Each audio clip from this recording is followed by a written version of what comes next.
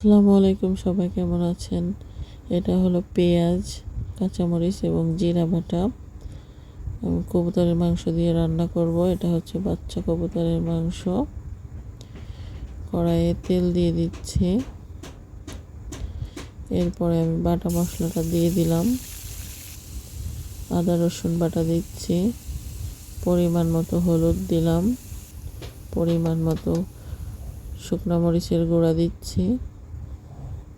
একটু নাড়াচাড়া করছি। এরপরে পরিমাণ মতো লবণ দিয়ে দিলাম। একটু পানি দিয়ে দিচ্ছি মশলাটা ভালোভাবে কষানোর জন্য।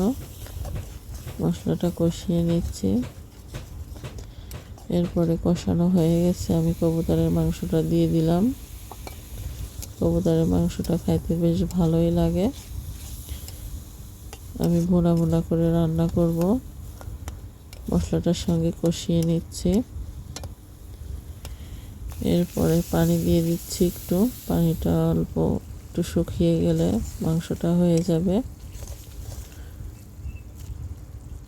প্রায় হয়ে এসেছে। এবার আমি নামিয়ে নিয়েছি। খুবই সুন্দর একটি খাবার।